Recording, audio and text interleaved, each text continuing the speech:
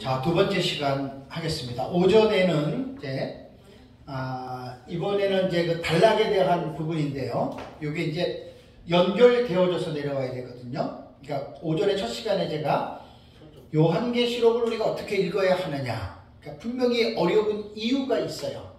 그래서 이제 요한계시록을 공부할 때는 문학적인 장르로 할 때 묵시문학에 대한 기본적인 공부를 하셔야 되고, 그 다음에 요한계시록 텍스트를 해석할 때에 해석학적인 구조, 이거는 성경, 어떤 성경이든지 다 기본적으로 이것을 이제 생각을 하셔야 됩니다. 그래서 이제 해석학적인 구조에는 이제 문장이 나오면 문자로 봐야 되느냐, 상징으로 봐야 되느냐. 요한계시록은 아까도 말씀드린 대로 상징적인 기술이 많아요. 그런 건 당연히 우리가 상징으로 볼 필요가 있고, 사건을 해석할 때 5가지가 있다고 그랬죠, 그죠? 자, 이것까지 이제 제가 지난 시간까지 마치고서 미래주의적인 역사적 전천년을 비판하는 사람들에 대해서 저는 역사적 전천년주의 입장에서 변증한 거예요. 변증. 분명하게 우리가 말할 수 있는 그러한 지식을 여러분 우리가 가지고 있어야 되거든요. 자, 그러면 이제 지금 해석학적인 구조에서 세 번째로 해당이 되는 내용입니다. 단락의 구조 해석법입니다. 이것은 사실 많은 사람들이 별 관심들이 없어요. 참 안타까워요. 이게 이제 제일 중요한 내용인데, 이 부분에 대해서 이제 이번에 좀 이제 공부를 제가 좀 하겠습니다. 그러니까 전 시간까지 제가 강의했던 이 내용을 기본적인 지식을 가지고 있다고 해서 요한계시록을 알 수 있는가? 아닙니다. 그러니까 기본적인 지식만 습득한 거예요, 지금 이거는. 진짜로 요한계시록이 어떠한 내용인지에 대해서 알려면 이 지식을 먼저 공부한 다음에 결론적으로는 단락의 해석법에서 요한계시록이 어떤 내용인가가 결정이 되는 거예요. 그러니까 무조건 그냥 막 우리는 이러한 구분 없이 그냥 무조건 우리는 배웠잖아요. 근데 제가 연구를 하다 보니까 이제 여기에서 결국 요한계시록이 어떠한 책인지가 이제 딱 결과가 지금 결론이 나오는데, 우선 단락이라고 하는 말이 무슨 뜻일까요? 단락. 제가 이제 책을 쓰면서 웬만한 단어들은 다 사전을 찾아봐요. 꼭 사전을 찾아보셔야 된다. 우리말도 대충 우리가 이렇게 사용하는 그 어휘들이 많은데 반드시 사전을 들어가서 사전적 의미를 보면은 더 분명하게 우리가 이해할 수 있는데, 단락이라고 하는 우리말의 뜻은요, 글을 내용상으로 끊어서 구분한 하나하나의 토막을 단락이라고 합니다. 그러니까 요한계시록에는 몇 단락이 됐어요. 그러니까 이것도 제가 연구를 다 정리를 해놔야 돼요, 지금. 이것도. 단락 해석법을 쓸 때는 이것도 다 1장에는 몇 단락, 2장에는 몇 단락, 3장에는 이것도 다 써놔야 되고, 우리말 성경에서는 이것이 한 단락으로 보지만 헬라어 원문은 또 달라요. 제가 뭐 잘하는 분한테 강의를 몇 번 들어보니까 뭐 빌립보서나 뭐 골로새서 같은 경우는 뭐 한 단락이 몇 절까지 간다 그래요, 그죠? 우리말에는 몇 개를 잘라놨는데 그거는 벌써 틀린 거죠. 그래서 이것도 단락도 사실은 원문적인 입장에 들어가서 이것도 사실은 우리가 공부들을 해야 됩니다. 그래서 단락이라고 하는 말은 글을 내용상으로 끊어서 구분한 하나의 토막인데, 이것이 단어와 단어의 결합을 통해서 이제 문장이 이루어지잖아요, 그죠? 문장들이 모여서 단락을 이루는 거예요. 근데 이것을 크기 순서로 본다면 단어, 그 다음에 문장, 그 다음에 단락, 이렇게 되는 거예요. 단락. 그래서 이제 단락에서 장으로 가는 거고, 장에서 책 전체로 이렇게 확장이 되는 겁니다. 그래서 이 단락이라고 하는 것은요, 문장들이 모여서 단락을 이루는데, 참 이거 처음 여러분들에게 가르치는 거예요. 잘 생각해 보세요. 한 단락 안에 사건적인 의미로 볼 때에 하나의 사건이 있을 수 있어요. 그죠? 그런데 한 단락 안에 여러 가지의 사건이 있을 수도 있겠죠. 그죠? 이거 지금 우리가 잘 요한계시록을 요리를 지금 해야 돼요. 그러니까 다니엘서 9장 24절과 27절 70일의 계시 있잖아요. 그 몇 가지 사건이 나옵니까? 그 도표 보시면 알잖아요. 그죠? 예? 그 제가 70일에 도표 만들어 놓고 번호 1부터 쭉 써놨잖아요. 그죠? 그거 한번 보세요. 특별히 다니엘서 9장 26b절부터 27절을 보면 장차 하나님이 백성이 와서 그 성읍과 성소를 무너뜨리려니와 한 가지 사건이에요. 그죠? 그 다음에 또 C절에는 그의 마지막은 홍수에 휩쓸림 같을 것이요. 이것도 사건이에요. 그 다음에 D절에 또 끝까지 전쟁이 있으리니 황폐할 것이 작정되었느니라. 이것도 사건이에요. 다음에 27절 A절에 그가 장차 많은 사람들과 더불어 한 해 동안에 언약을 굳게 맺고 하나의 사건이죠. 그 다음에 B절에 그가 그 일의 절반의 제사와 예물을 금지할 것이며 이것도 사건이죠. 그 다음에 또 포악하여 가증한 것이 날개를 의지하여 설 것이며 이것도 사건이고, 그 다음에 D절에도 또 이미 정한 종말까지 진노가 황폐하게 하는 자들에게 쏟아지리라 하였느니라. 이것도 사건이에요. 그러면 71회에서 26절을 제가 편의상 단락을 A, B, C, D 4개로 구분하고, 그 다음에 27절도 A, B, C, D로 4개로 제가 단락을 구분했죠. 보세요. 한 단락 안에 사건이 하나가 있을 수도 있지만 여러 가지의 사건이 있을 수가 있는 거예요. 이게 한 단락입니다. 그런데 지금 단락에 대한 이 공부를 할 때 기본적인 부분을 제가 말씀을 드리는 거예요. 요한계시록 6장부터 19장까지는 몇 개의 단락이 나올까요? 이거 다 공부해야 돼요. 제가 좀 시간이 되면 지금 강의하는 거 다 정리를 해서 집어넣어야 되는데 이건 좀 힘들 것 같아요. 혼자 하기는 시간이 지금 너무 많이 걸려요. 또 이렇게 누가 책을 써놨으면 차라리 내가 편하지. 인용만 하면 되니까. 그러니까 인용을 안 해놓은 거면 제가 일일이 다 연구를 해야 되기 때문에 이거 지금 오늘도 강의하면서 좀 몇 가지입니까 지금?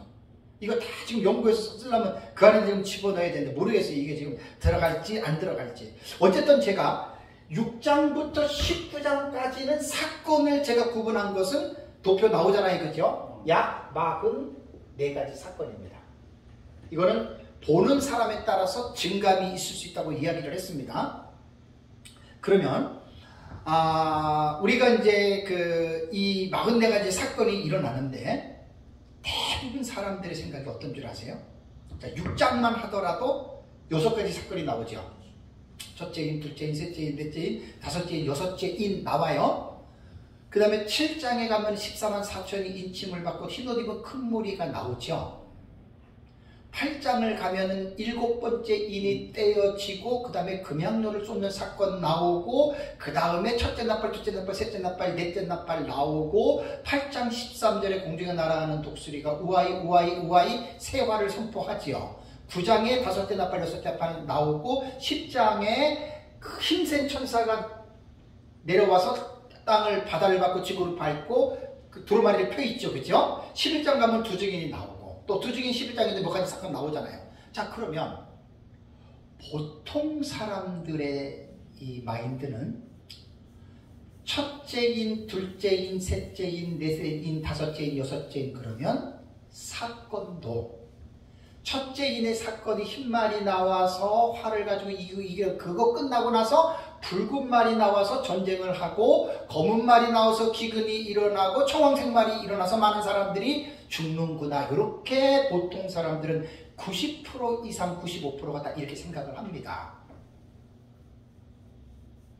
근데 전혀 안 그래요. 이게 단락의 해석법이 얼마나 지금 중요한 줄 아세요? 여기서 요한계시록의 내용이 결정이 되는 거예요. 이거 공부한 다음에. 이게 간단하게 가르칠 내용이 아니에요. 여기서 이제 정리가 많이 될수록 우리가 요한계시록에 대한 마음이 넓어져요. 그래서 어떤 사람이든지 어떤 해석이든지 딱 주석을 딱 보면 감이 딱 잡혀요. 아, 이 사람은 어떻게 보는구나 딱 나와요. 그렇게 되려면 많이 책을 보셔야 되고 많이 공부를 해야 됩니다. 그래서 제가 정리한 저 도표를 보시면 그 한일의 사건 나오잖아요. 그죠? 예, 저렇게 되는 거예요. 저것도 단락의 구조로 보는 우리가 보는 수많은 해석 가운데의 한 가지입니다. 이렇게 되는 겁니다. 그래서 저런 것도 해석법들이 많다라고 하는 이제 그러한 사실입니다. 그래서 우리가 이 단락의 해석법은 목사님들이 더 깊이 이해를 해야 되고, 그리고 이 사실을 사람들이 가지고 있는 패러다임이 있어요. 의식들을 쉬프트, 변환시켜줘야 돼요. 다섯째 인 다음에 여섯째 인, 여섯째 인 다음에 일곱 번째 인으로 숫자상으로는 1, 2, 3, 4, 5, 6, 7로 계산을 했지만 사건적으로 볼 때는 사건은 순서적으로 일어나는 것이 아닙니다. 세대주의는 순서적으로 일어난다고 해석을 합니다. 조금 더 도표를 보여줄게요. 미국에서 나온 도표. 그러니까 이제 이런 것들을, 그러니까 우리가 이제 공부를 할 때 하나만 하는 사람 있잖아요. 내 것만 하는 사람. 진짜 좁은 사람입니다. 정말 좁은 사람입니다. 그런 사람들하고는 폭넓은 깊이 있는 대화를 할 수가 없어요. 대화도 지식을 가지고 대화를 하는 거잖아요. 그죠? 하나만 아는 사람하고는 대화가 힘들어요. 대부분 고집불통이에요. 이거는요, 사실 쉽게 여러분 설명할 수 있는 게 아니고 많은 예를 제가 들어줘야 돼요. 왜 그러냐면 이게 금방 말해서 사람들이 가지고 있는 이 아이디어 픽스라 그러잖아요. 이 고정관념이 오래되면 될수록 갑자기 안 바뀌어져요. 오카노 목사님은 55세 이상 된 사람은 목회자 칼 세미나를 안 받았어요. 오카노 목사님 살아계시다. 제자훈련. 왜 그런 줄 아세요? 55세 이상 되면 목사님들 안 받겠다. 아예 훈련 자체를 안 받아도 좋다니까요. 그러니까 이 고정관념, 패러다임을 시프트 시키려면 많은 예를 들어야 되고 많이 강조를 해서 자꾸만 이 의식을 자꾸만 전환을 시켜줘야 돼요. 그래야지 저 도표가 이해하는 데가 쉽지. 이러한 기본 지식 없이 저걸 딱딱딱딱딱 이렇게 찍잖아요. 나중에 본인도 회의감에 빠져요. 좀 아는 사람이 질문 있으면 딱 질문하면 딱 입이 막혀버려요. 제 말이 맞아요. 그래서 제가 지금 계속 연구를 하면서 이번에 쓰는 책도 지금 저 도표를 어떻게 읽어야 되는지에 대한 그것을 보는 겁니다. 자, 먼저 제가 여러분들의 이해를 돕기 위해서 지금 우리가 가지고 있는 여러분 성경이 모세오경이 있어요. 그 다음에 역사서 나와요. 그죠? 선지서 나와요. 자, 기록된 대로 사건이 전개가 됩니까? 자, 창세기 같은 경우는 대체적으로 그렇죠. 천지창조부터 시작해가지고 야곱의 후손까지 그냥 그건 뭐 거의 기록된 대로 순서가 쭉 나가잖아요. 그죠? 출애굽도 거의 뭐 광야의 사건이고, 그죠? 여호수아가 이제 그 광야를 이제 나와가지고 이제 가나안을 들어가서 요단강 건너가지고 이제 남부지방, 그 다음에 북부지방, 중부지방 전쟁을 통해서 대부분 순차적으로 일어나잖아요. 그죠? 모든 성경이, 자, 성경은 기록된 대로 연대기로 기록된 게 아닙니다. 그죠? 성경은. 그래서 드라마에서 나온 연대기 성경들 보시면 참 특이해요. 열왕기서, 역대기서 같은 경우에 들어가고 구약시대 선지서 들어가잖아요. 그거를 전부 다 무장해제, 해처 모혈을 시켜가지고요. 연대기 성경 말 그대로 시대적으로 전부 다 끌어다가 붙여놓은 거예요. 근데 목사님들이 성경을 많이 아시는 분들은 연대기 성경을 딱 보면 저는 뭐 자랑이 아니라 95% 정도는 저는 이해가 되고, 연대기를 나는 역사를 한 10몇 년을 제가 연구를 했기 때문에 알아요. 요한계시록이 6장부터 19장까지가 기록된 대로 사건이 일어나는 게 절대로 아닙니다. 이걸 먼저 딱 못을 박아야 돼요. 그리고 첫 번째 제가 여러분들에게 말씀드리고 싶은 것은 뭐냐면 다니엘서를 생각해 보세요. 1, 2, 3, 4, 5, 6, 7, 8, 9, 10, 11, 12 돼 있잖아요. 인간의 기본적인 패러다임은 어때요? 1장 다음에 2장, 2장 다음에 3장, 5장 다음에 6장 이렇게 나가잖아요. 그렇죠? 자, 사건을 보면 어때요? 제가 지난달인가 다니엘서 한번, 지지난달에 다니엘서 했죠? 자, 다니엘서 12장을요, 순서대로 말씀을 드리면, 보세요. 1장, 2장, 3장, 4장 다음에 7장, 8장, 그 다음에 5장, 6장, 9장, 11장, 10장, 12장. 이게 연대기적인 순서예요. 이거 어떻게 하느냐? 다니엘서 장의 첫 번째를 딱 봐보세요. 그러면 느부갓네살 2년에, 벨사살 원년에, 벨사살 3년에, 다리오 원년에, 다리오 고레스 3년에, 이런 말이 있거든요. 뭘 말하는 거죠?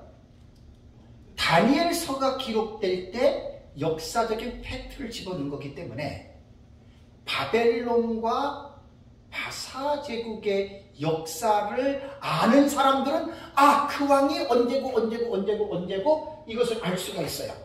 자, 볼까요? 윤석열, 김대중, 전두환, 노태우, 그 다음에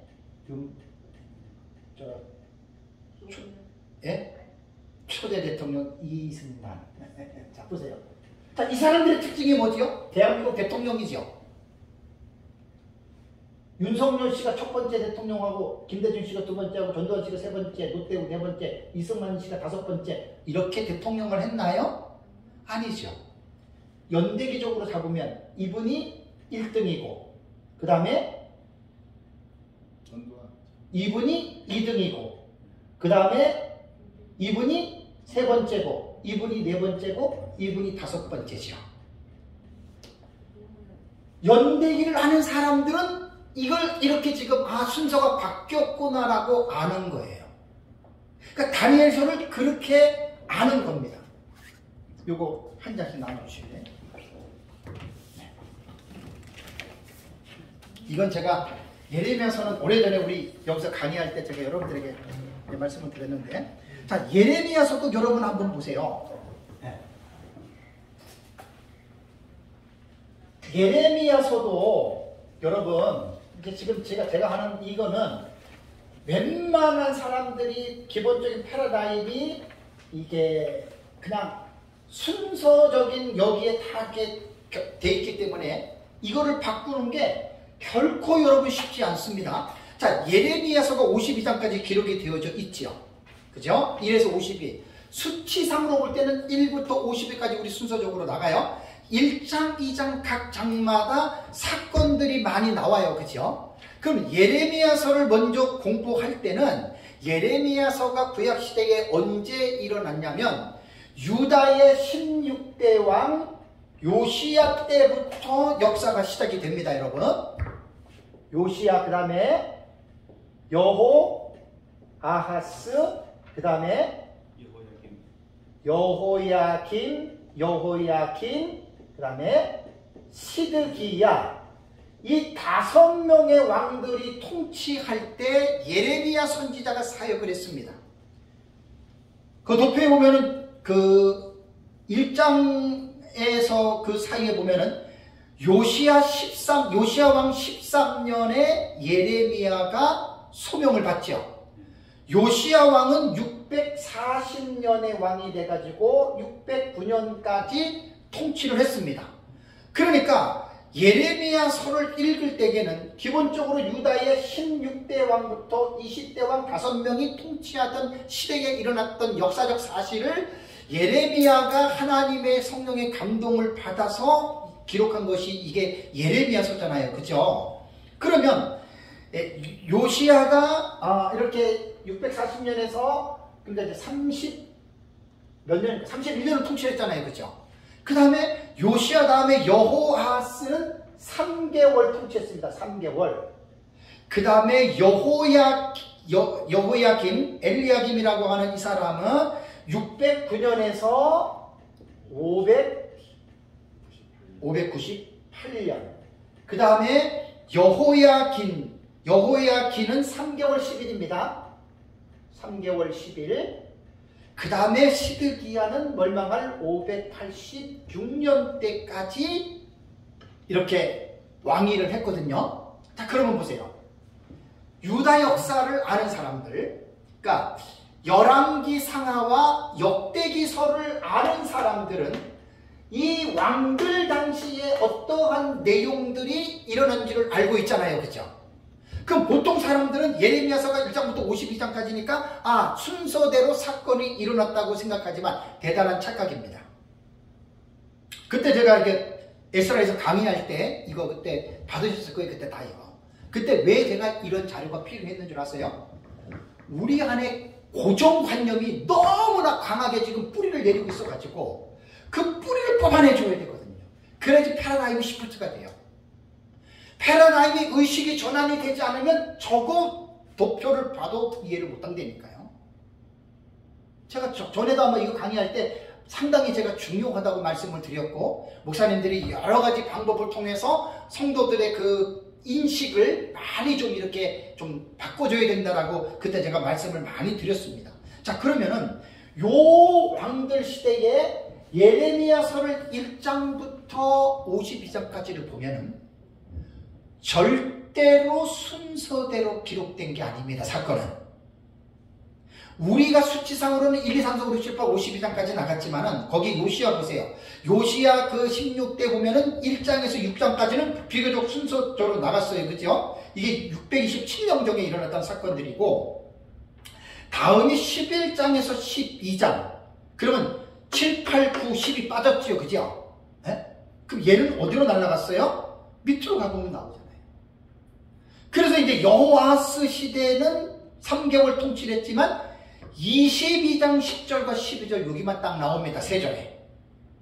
22장이에요. 그러면 여호야김은 609년에서 598년인데 7장에서 10장, 14장에서 20장, 22장 13절에서 23절, 26장이 609년에 일어난 사건이에요. 그 다음에 606년에 25장, 45장 1절에서 49장. 이거 뭘 말하는 거죠? 이렇게 말할 수 있는 근거는 예레미야서의 내용을 다 아는 사람만 이렇게 연대기적으로 분류할 수 있지, 모르는 사람들은 읽어도 알겠어요? 모르겠어요? 모르지요. 그러니까 유다의 마지막 왕을 여러분 가보시면은 시드기야입니다. 시드기야.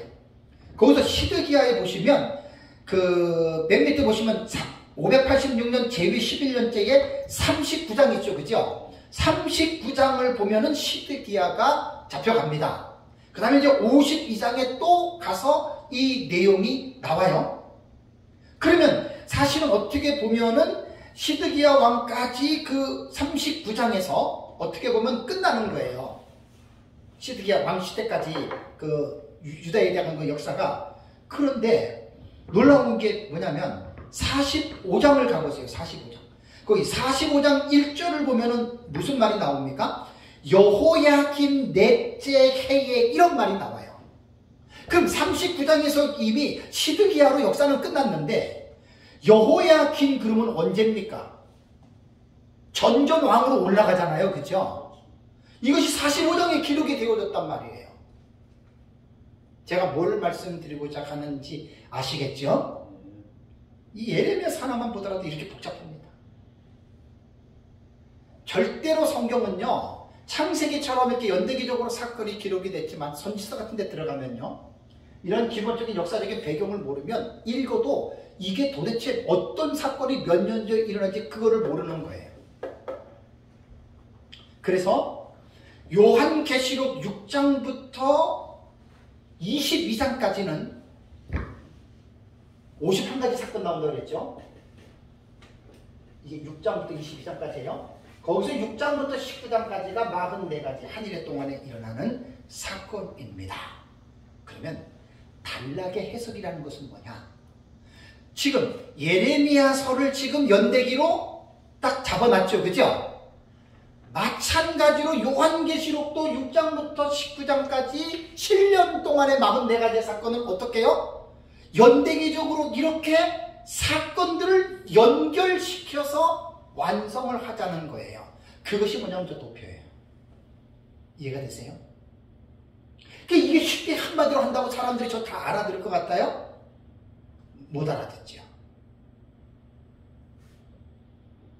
그래서 이거는요, 민 목사님이 평생 연구해 놓은 거, 이 강론들만 민 목사님 만들어 놨는데, 하나님의 은혜로 제가 종합 정리를 한 거예요. 한 장으로. 사실은 저건 제가 만들었기 때문에 제가 저것을 설명해야 될 책임이 저에게 있습니다. 그래서 이번에 제가 책을 쓰는 거예요. 강의하면서. 그래서 한눈에 보는 요한계시록 도표를 이해하기 위해서 요한계시록 독법이 기본적인 지식으로 일부에 제가 넣는 거예요. 그래서 왜? 저 한눈에 보는 요한계시록 독법이 누가 그냥 만든 게 아니에요, 저게. 다 신학적으로나 성경적으로나 그러한 기본적인 지식들이 뒷받침이 되어 있는 가운데에 했기 때문에 그것을 제가 이제 요한계시록 독법을 통해서 저 내용이 나오게 된 이 근거를 성경적이고 신학적이고 역사적인 근거를 제가 이제 일부에서 다룬다 그 말입니다. 명실공히 이제 저것은 그냥 무조건 만든 게 아니에요, 그죠? 다 신학적으로나 성경적으로나 역사적으로나 전부 다 뒷받침이 될 수 있는 분명한 지식이기 때문에 저건 진짜 겁내지 않고 의심하지 않고 배워도 됩니다. 무작정 그냥 종말론 여기서 배우고 저기서 배워가지고 이상한 데 빠지는 것보다는 분명하게 신학적이고 역사적인 지식의 근거를 가지고 가르치면 절대로 여러분 위험하지 않습니다. 이러한 신학적인 백그라운드 없이 하늘에 얘기하고 전산열만 얘기하고 후산열만 얘기하고 예비처 얘기하고 막 적그리스도 얘기하잖아요. 그 위험합니다. 이단과 사이비들, 시한부 종말론자들 다 지금 우리가 말하는 용어 저거 다 써요, 지금. 이거 지금 보통 문제가 아닙니다. 그래서 단락의 해석법에 대해서는 이게 금방 해석할 수 있는 게 아니에요. 그래서 제 책에 133페이지에서 151페이지에 보면은 형식상으로 보는 구조와 내용상으로 보는 구조 몇 번 제가 강의했죠. 기억나시죠? 형식상으로 보는 구조라고 하는 말은 뭐냐면 요한계시록을 기록된 순서로 보는 거예요. 이게 이제 주의 설교할 때 1장부터 20장까지 설교를 해요. 근데 주의 설교를 할 때는 반드시 6장 이후부터 사건이 일어날 때 첫째인 흰말이에요. 우리 흰말을 두 증인으로 이야기를 해요. 그럼 두 증인이 출현하는 시기가 언제입니까? 1260일 사역을 하잖아요. 그것이 우리는 한일에게 시작하는 전 3년반 시작으로 우리는 딱 사건의 기초도를 놓는 거예요. 둘째인 붉은 말이 나와요. 칼을 받았어요. 사람을 죽여요. 그럼 그 전쟁에 계신데 언제 일어나느냐. 과거주의자들은 이미 과거에 다 일어난 거예요. 역사주의자들도 다 과거에 일어난 걸 해석해요. 그 인 같은 경우는. 이상주의자들은 그 특정한 사건이 아니고 그 시대마다 다 그런 전쟁이 있어 왔잖아. 이렇게 해석하는 거예요. 미래주의는 no. 예수님 재림 직전에. 언제? 후 3년 반. 그 붉은 말이 둘째 인의 붉은 말이 우리는 중복 계시예요. 반복적이에요. 둘째 인의 반복이에요. 그것이 둘째와 여섯째 나팔인 유브라데 전쟁이에요. 그러니까 주의 설교를 할 때 첫째인, 둘째인, 셋째인, 넷째인 쭉 본문을 서기를 하면서도 이 사건이 언제 일어날 것인지에 대해서는 신학적인 입장 안에서 그 체계 안에서 분명하게 그 사건의 시점을 적시해 줘야 돼요. 저게 바로 도표잖아요. 그 제가 지금 하는 우리 교회에서 하는 설교는 주의 설교가 아니고 연대기적인 설교를 하는 거예요. 지금 저희 교회에서는 사건을 가지고 설교를 하는 거예요. 그 반드시 목사님들도 설교를 2번 하셔야 돼요. 주의 설교로 쭉 해야 되고 지금 제가 하는 것처럼 이번에 책에 나오는 것처럼 한일회가 시작되기 전에 3가지의 징조, 사실 3가지뿐만 아니라 더 있어요. 그건 어떤 사회적인 전반적인 사회의 것으로 볼 때에는 종교적이고 정치적이고 뭐 여러 가지의 어떤 사람들의 의식적인 도덕과 윤리적인 거 다 끄집어내야 돼요. 그 저기는 딱 세 가지만 해놨지만 원래는 그렇게 봐야 돼요, 역사를. 그리고 이제 한일회가 시작이 될 때 동시다발적으로 10가지 사건이 난다. 그럼 사람 이거는 좀 조심해야 돼. 제가 책에 쓸 거예요. 10가지 쪼르륵 나타난다. 그러면 대부분 저걸 가지고 받아들이는 사람 거의 없어요. 반드시 의문을 갖습니다. 아니 무슨 10가지 사건이 저렇게 일어나냐고 그러잖아요. 그래서 이번에 내가 우리 교회 설교를 하면서 또 하나님이 한 그래도 업그레이드를 시켜줬는데 10가지를 강조하지 마시고 저 10가지 사건은 크게 3가지입니다. 하나는 예수님 재림 직전 한일회에 하나님 편에서 하시는 일이 있고 세상 편, 사탄 편에서 하는 일이 있고 하나님의 심판하시는 일이 있어요. 요걸 먼저 얘기를 해주셔야 돼요.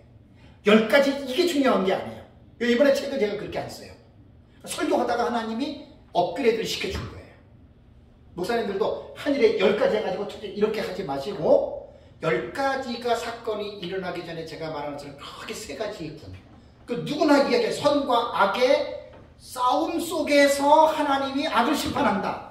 이거는 전혀 우리가 거부감을 가질 필요가 없잖아요. 근데 이거 말하지 않고 제가 전에 했던 것처럼 한일회가 시작될 때 10가지 사건이 일어난다. 첫째, 둘째, 셋 이렇게 하면은 거기저기에서는 사람들이 마음을 안 열어요. 이상하다 그러거든요. 그래서 저거 10가지를 말하기 전에 이렇게 얘기를 하면 100% 누구든지 다 수용을 합니다. 그러고 나서 이제 10가지 사건들이 어떻게 되냐면 첫째 이는 하나님 편에서 택자들의 구원을 깨우기 위해서 두 증인을 쓰신다. 그게 첫째인 힘말이에요. 하나님 편에서 하시는 사역이잖아요.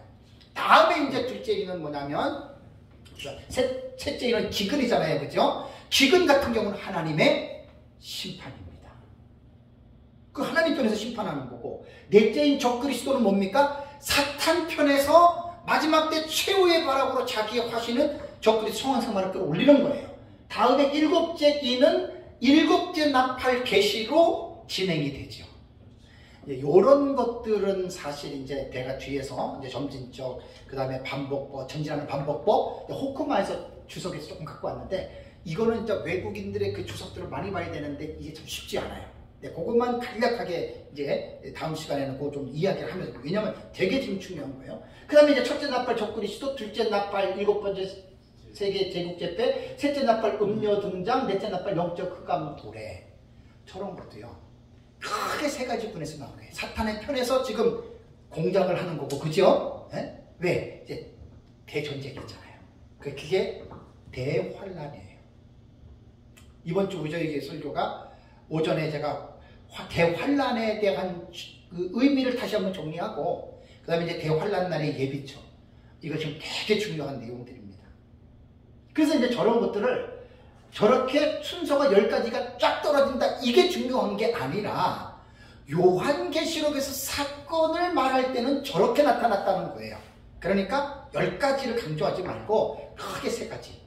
하나님 편에서, 사탄 편에서, 하나님의 심판. 그러면 거부감을 느낄 사람 한 사람도 없어요. 그러면 후상연반이 시작될 때 8가지 사건이 동시다발적으로 일어나요. 그러니까 이런 거는 대부분 사람들이 다 처음 들어요. 동시다발적으로라고 하는 말을. 1, 2, 3, 4, 5, 6 숫자적으로 생각하다가. 그래서 이제 요한계시록은 형식상으로 보는 구조는 요한계시록에 기록된 내용대로 그냥 성경을 읽어 나가세요. 이게 왜 중요한 줄 아세요? 지금 이게.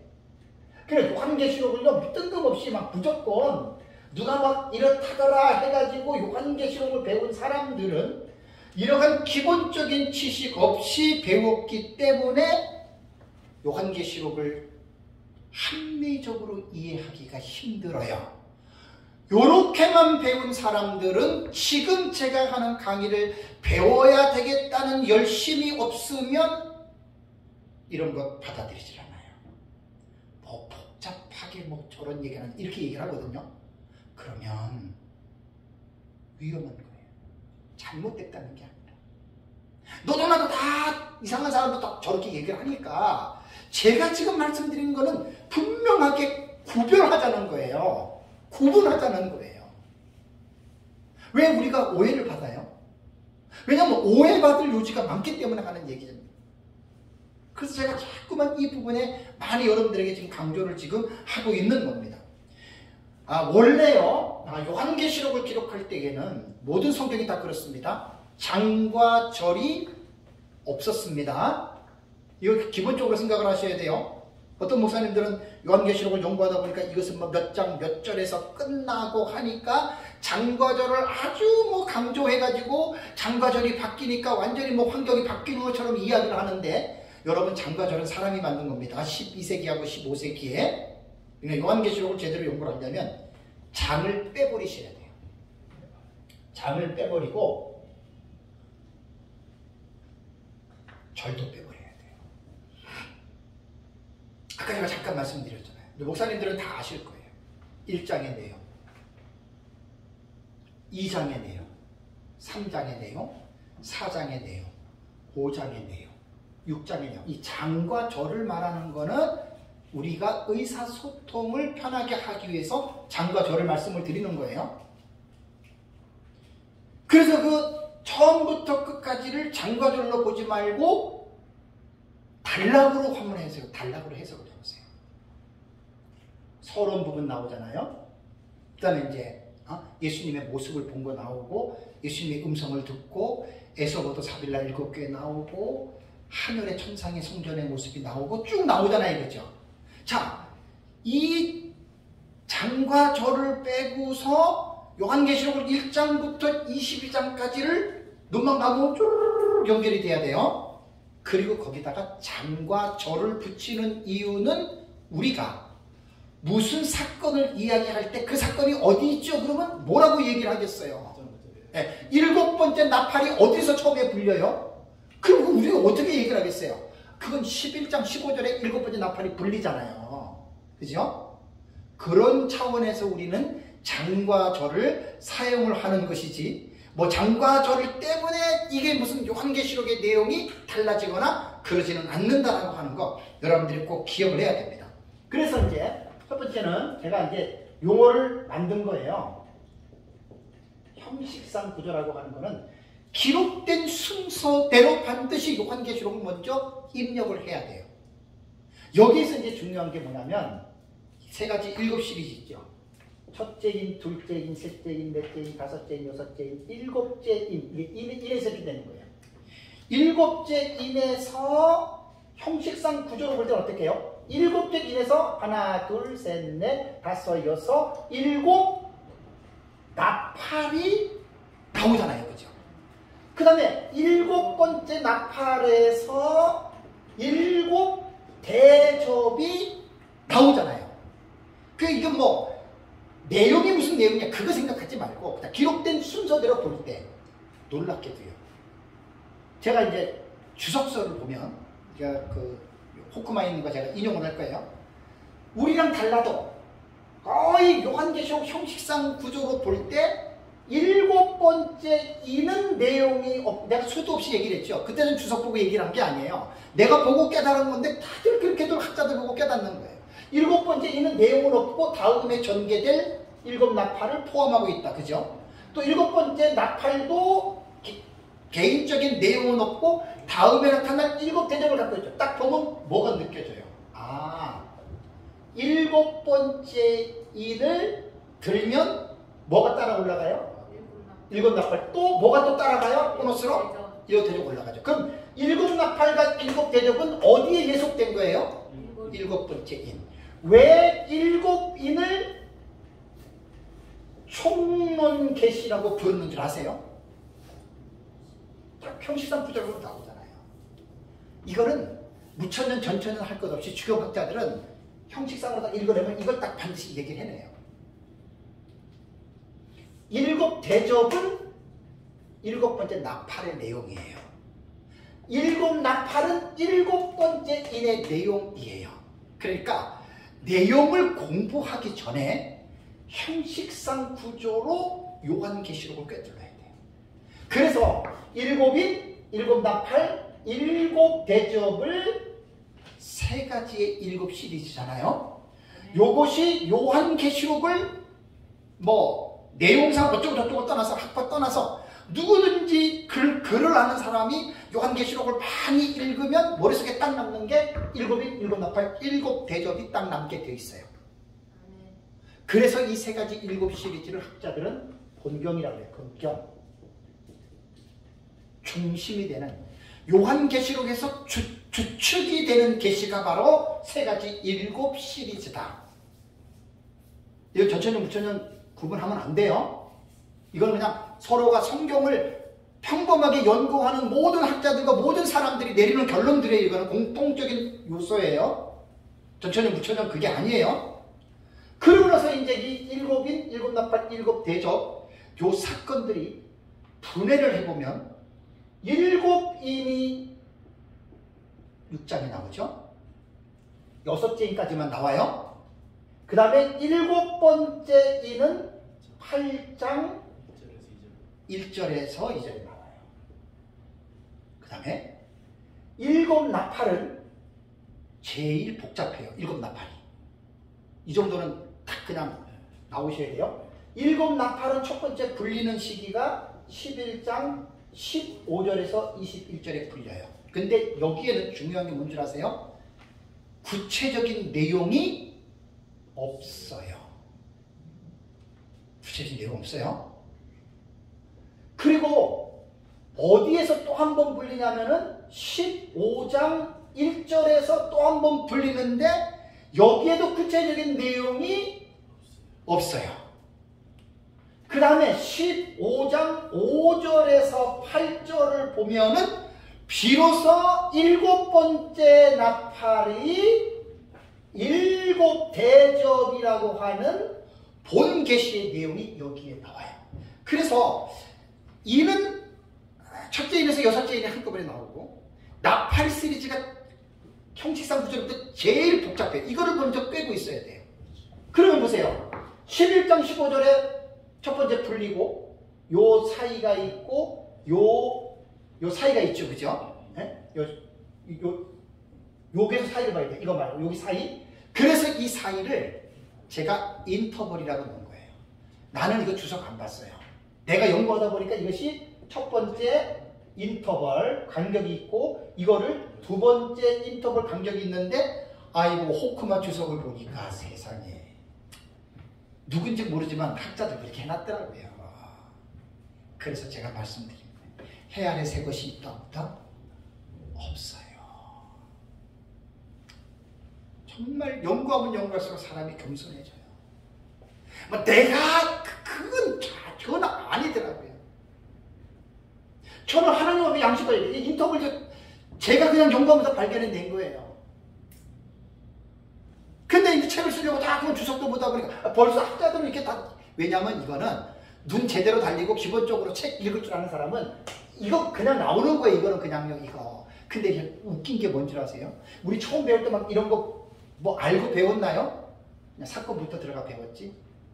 이걸 이제 다시 제가 강조를 하는 거예요.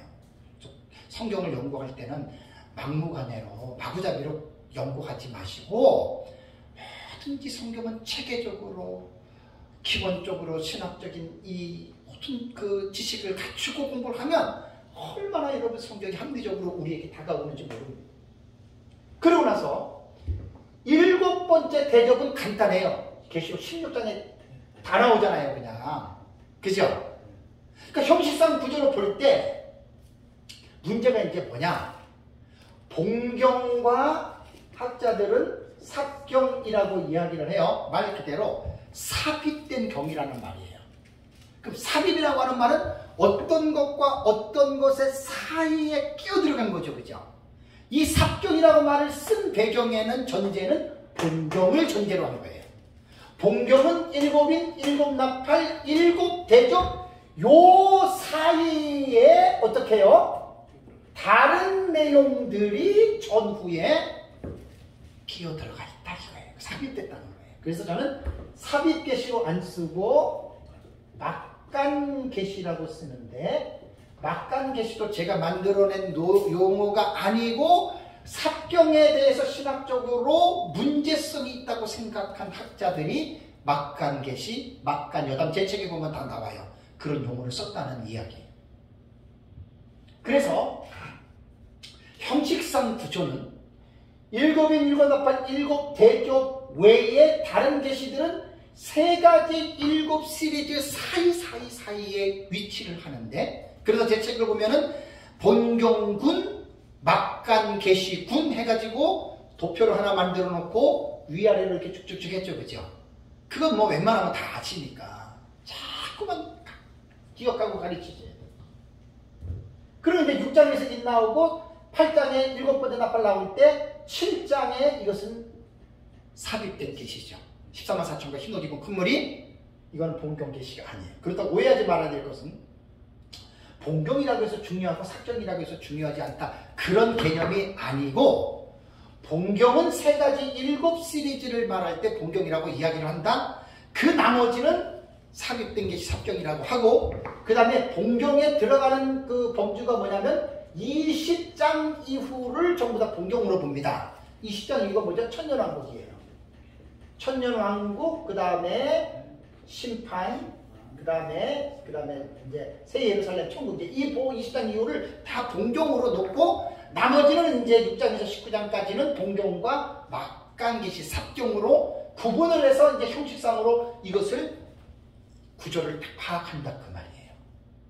자, 이것이 먼저 이해가 되고, 이것이 정리가 된 다음에 여기서 끝나는 게 아니죠. 이건 이제 기본적인 윤곽을 잡은 거예요. 단락의 해석법에서 기본적으로 이렇게 기록된 대로 사건을 형식상으로 딱 구분을 했다면, 두 번째는 제일 중요한 게 내용상 구조예요.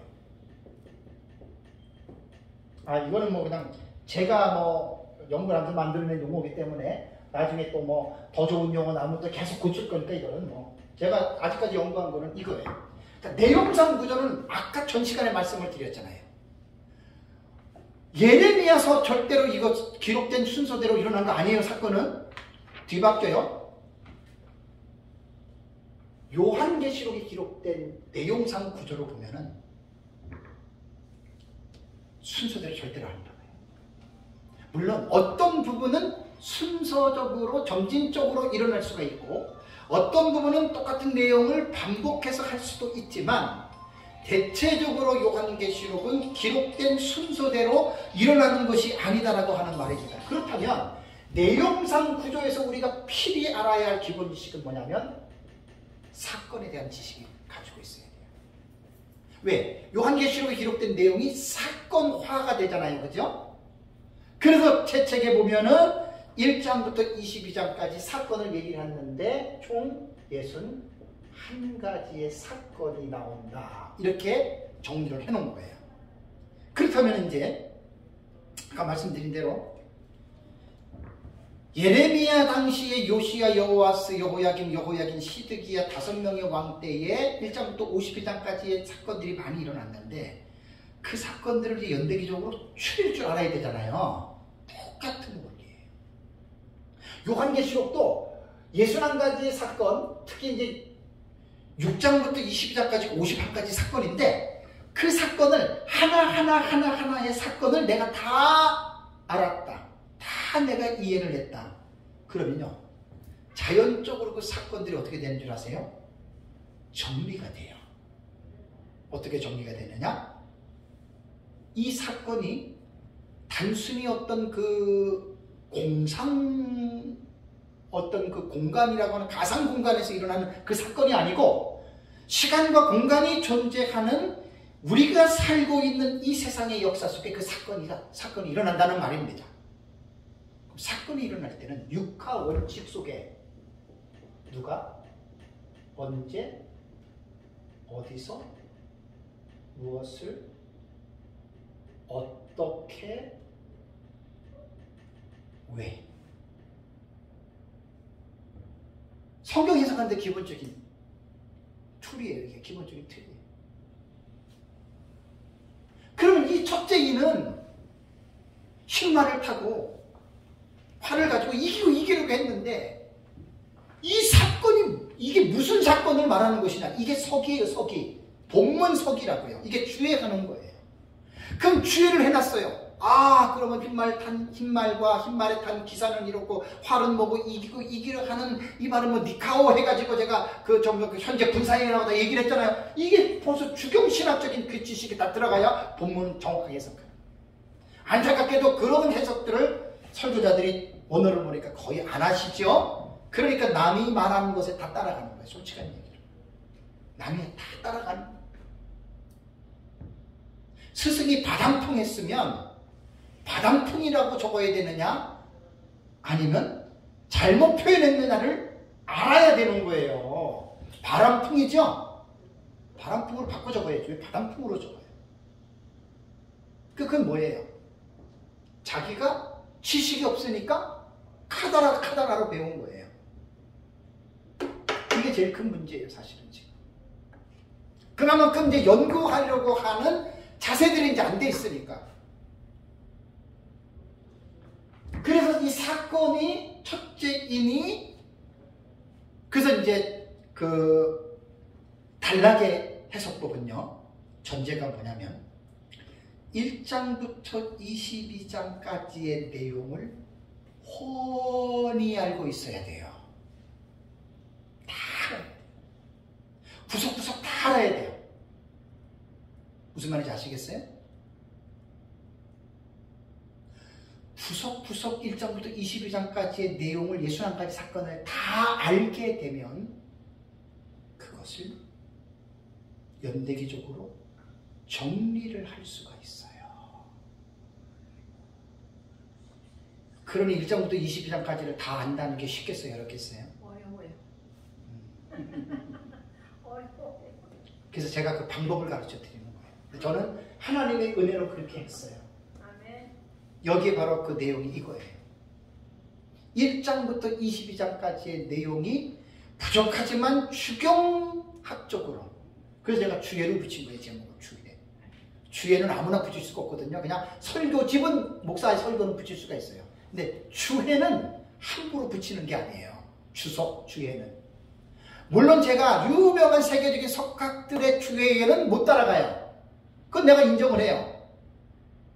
그렇지만 목사로서 최대한 제 나름대로 주회의 성격을 담은 거예요. 아멘. 6년 걸렸어요. 6년. 그리고 이거 하다가 2년 전에 책 내고 제가 거의 쓰러질 뻔했죠. 이게 참 쉬운 일이 아니에요. 정말 쉬운 일이 아니에요. 그러니까 성경은, 요한계시록뿐만 아니라 모든 성경은 마구잡이로 배우면 안 돼요. 사실 신학이 건전하지 않고 목사님들 공부 안 하는 분들이 다 마구잡이로 신학했어요. 그건 뭐 볼 것도 없어요. 솔직히. 공부 안 하시는 목사님들 볼 것도 없어요. 맨날 그게 그거예요. 그리고 그것도 못 느껴. 위기의식도 못 느껴.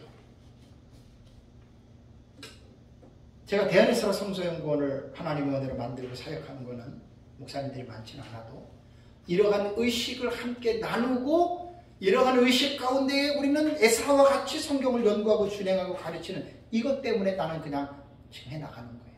하나님의 사명이니까. 많은 사람들이 동참하거나 많은 사람들이 동의를 안 해줘도 괜찮아요. 괜찮아요. 애초부터 뭐 내가 사람 바라보고 사람 앞에서 하려고 한 게 아니기 때문에 괜찮아요. 하나님 앞에서 코람되어 의식을 가지고 나도 장차 그리스도의 심판 앞에 죽어서 서기 때문에 어쨌든 하나님 앞에 심판을 받을 때 하나님이 잘하였다 착하고 충성된 종아 심판을 받아야지, 이 악하고 게으르고 이 못난 이런 나는 그 심판을 받고 싶지 않아요. 너 세상에서 살면서 사람들 앞에서 비양심적인 걸 가지고 한 입 갖다가 두 말 하고, 내가 불꽃 같은 눈동자로 쳐다보고 있는데도 너 네 맘대로 네 불법적으로 진실하지 않게 살았지. 그런 목사들 많은 거예요. 여러분, 우리는 그게 두려운 거예요. 안 그래요? 그게 두려운 거예요. 그게. 저는 요한계시록을 가르치면서 뭐 목사님들 뭐 목회 많이 하고 잘 가르치고 그건 중요하다. 그게 뭐 나쁜 건 아니지만 나는 그것보다 더 중요한 게 계시록 14장 4절과 5절에 있는 두 증인의 5가지의 자격에 얼마나 떨면서 살아가고 있느냐. 나는 그걸 강조하는 거예요. 한국의 유명한 목사님들, 요한계시록 가르치는 유명한 강사들 몇 명 알고 있어요. 마지막을 보세요. 마지막을. 어제 우리 스승님 민병성 목사님이 호남지부 방청소리에 참석은 못하고 15분 동안의 동영상을 올린 게 있어요. 그런데 단톡방에서 내가 15분 들었어요. 정말 저는 민 목사님을 존경합니다. 어떤 면에서 존경하냐면 인격적으로 훌륭하세요. 민 목사님보다 더 훌륭한 요한계시록 대가도 나중에 보니까 인격적으로 훌륭하지 못해서 교단에서 제명이 되고 돈 몇십억 때문에. 나는 그런 걸 딱 볼 때마다 여러분 정말로 아무나 가르치는 게 아니에요. 지식 있다고 가르치는 게 아니라니까. 나는 정말로 가르치면서 내가 두 증인을 깨닫고 나서 나중에 두 증인 책 쓸 거예요. 지식도 필요하고 많은 것도 중요하지만 하나님 앞에 신학적인 자격과 신앙적인 자격과 인격적인 자질이 구비되지 않으면 오해하지 마세요. 안 써요, 하나님이. 얼마나 많은 사람들이 정말로 가르치는 줄 아십니까? 곳곳에서. 내가 아는 사람들이 좀 있어요. 마음이 아픈 사람도 꽤 돼요. 야, 저기 가서 저렇게 배워서 저건 뭐 하나? 응? 인격을 강조하고 삶이 변화가 돼야 되는 거예요. 우린 나는 학교 다닐 때 코란데오의 정신을 냈어요. 코란데오. 하나님 앞에서. 지금도 늘 하나님 앞에서를 생각하고 살아요. 얼마나 많은 사람들이 목사들이 쇼를 하고, 이야 진짜 구역질 날 정도지. 이중인격을 가지고 여기서 이 말하고 저기서 저 말. 아니, 하나님이 지금 보고 있는데 그런 코란데 의식이 없는 거예요. 여러분 한번 솔직히 얘기해 봅시다. 그 사람 두 증인 됩니까? 안 됩니까? 절대 안 돼요. 무슨 두 증인 같은 얘기를 하고 있어요. 안 된다니까요. 계시록 14장 4절과 5절 주의한 거를 제가 나중에 그 책이 하나 나올 거예요. 두 증인 책이. 요한계시록 가르칠 때는 그걸 강조하세요. 인격을 강조하세요. 그래서 목사님들이 변화가 없으면 요한계시록 배우는 거 아니에요. 그냥 지식만 배우는 거예요. 제가 지금 요한계시록을 올인해서 10년째 지금 하고 있는데 여러분 이 요한계시록 설교 한번 해보세요. 교회에서. 쉽나? 못해요 목사님들. 어려워서 정말 체계적으로 못합니다 이거.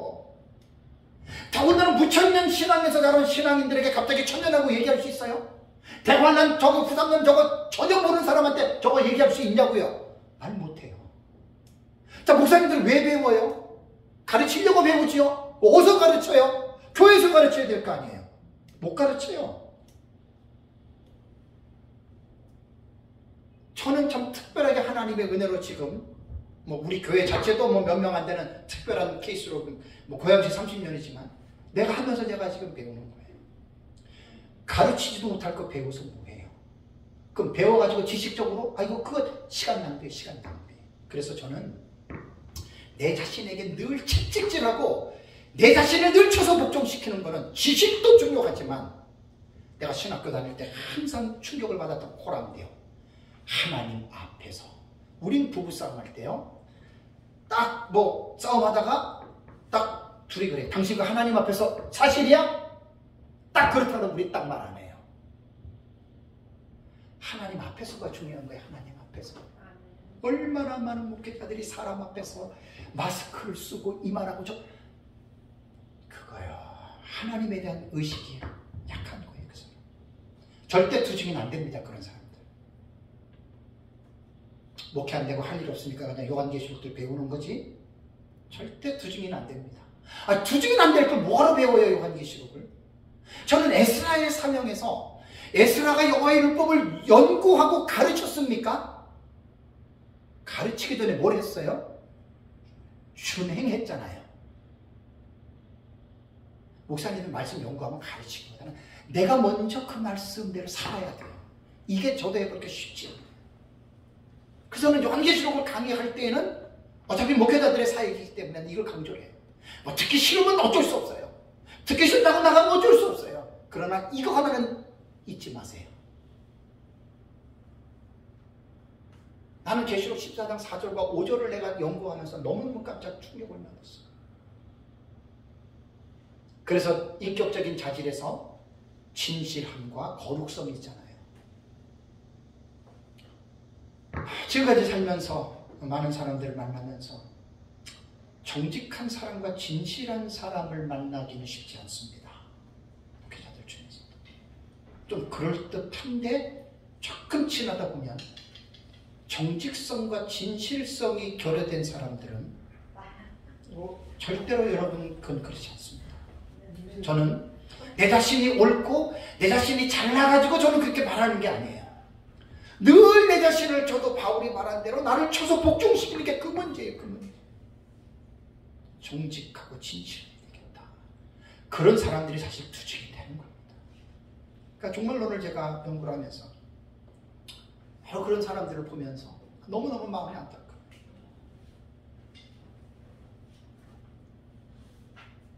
그래서 이제 요한계시록은요, 형식상 구조와 내용상 구조에서 6장부터 19장까지는 44가지의 사건이 나타나는데 그 사건을 깊이 있게 연구를 하다 보니까 사건이 연대기적으로 다 정리가 돼요. 그래서 한 일에게 동시다발적으로 10가지가 나오고 그 다음에 시간적으로 5가지가 또 이렇게 나오고 우리 교회 다시 설교한 거예요 지금.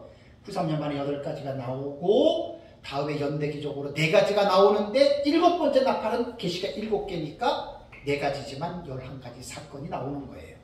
저게. 그래서 저는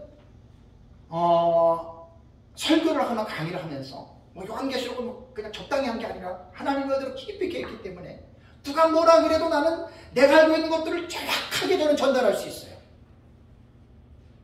짧게도 갈 수도 있고 길게도 갈 수 있고. 근데 많은 사람들이 짧게는 할 수 있는데 길게를 못해요. 왜? 길게 말할 수 있는 지식이 없잖아요. 그거는 다른 방법이 없어요. 많이 공부하는 것밖에 없어요.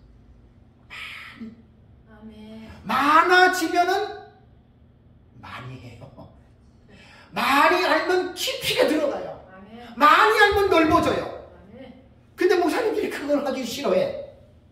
왜? 다른 할 일들이 너무 많거든.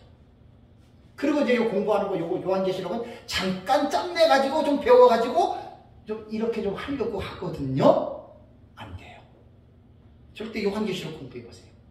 제가 지금 가르치는 이 방식은 적당히 배워서는 못 따라옵니다.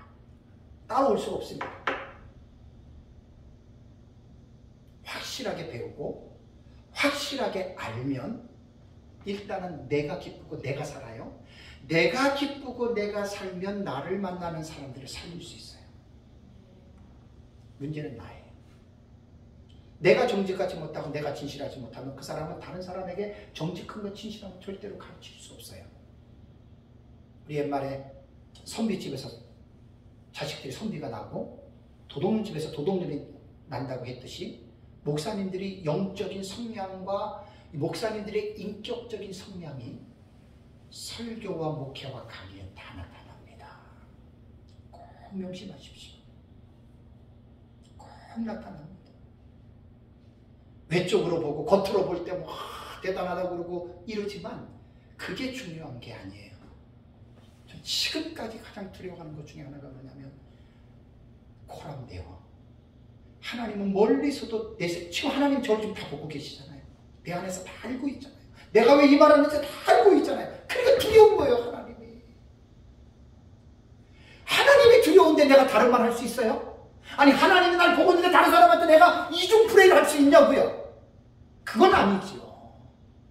그건 아니죠. 죽어도 바른 말하고 죽어야죠. 나 살려고 다른 말 해요? 나 살려고 남을 험담해요? 나 살려고 남을 뭐 해요? 마지막 하고 마칠게요. 얼마 전에 들은 말씀이에요. 어떤 분이 이름이 있고 조그만 교단의 총회장인데 나이 세탁하고 학교 세탁하고 무슨 말이죠? 현실이에요. 남도 속이고 학벌도 속이고. 야, 그런데 그분이 괜찮게 해요. 나는 진짜 못해. 나는 나는 안 하면 안 했지, 나는 그렇게 못해요. 이게 하나님 앞에서 우리가 가지고 있는 신앙적 자세예요. 여기서 이 말하고 저기서 이 말하고, 저 그런 건 자신 있는 사람이에요. 하나님 그런 거 싫어하세요. 고지식하게 진리 안에서 걸어가야 되는데, 제가 32년 목회를 하면서 얼마나 많은 목회자들을 만났겠어요. 사람을 만났겠어요. 일단은 제가 살다 보니까 사람은 많이 배우고 많이 가지고 많이 모으고 이것보다도 그냥 만나면 참 정직하고 진실한 사람, 참 머리 안 돌리고 그냥 그 순수, 나는 그게 제일 나는 올바른 사람이라고 생각합니다. 그래서 내가 그런 사람이 되고 싶어 해요. 저도 부족하지만. 바울이 고린도후서 5장 10절에 우리가 다 그리스도의 심판대 앞에 서게 된다라고 하는 이 의식을 바울은 죽을 때까지 갖고 있었어요. 순교할 때까지. 나 똑같아요. 나도 죽고 나도 심판대 앞에 설 것이다. 나 100% 믿어요. 그렇기 때문에 세상에 사는 사람들한테 내가 조금 어떻게 되고 그러더라도 바른 길을 걸으려고 좀 발버둥 쳐요. 우리 교회 안에서도 목사님들, 성도들 만날 때 정직하고 진실한 성도들 만나기 힘들지만 그런 성도 만나면 얼마나 기쁜지 아시죠? 목회자들도 같이 동력할 때 참 정직하고 진실한 사람을 만나보세요. 그게 우리의 복이고 그게 우리의 힘입니다. 다른 사람이 그게 아니라 내가 그런 사람이 돼야 돼요. 그런 사람 하나님 나중에 두준히 쓰십니다. 이번 시간에는 여기까지 이제 그 단락의 해석에 있어서 이제 이게 기본적인 지식이거든요. 이 부분들을 잘 여러분들이 이제 기억을 하시고, 이제 오후에는 또 구체적으로, 이거는 사실 너무너무 중요한 파트인데, 오후에는 또 이제 또 한번 말씀을 또 보고 그렇게 하도록 하겠습니다.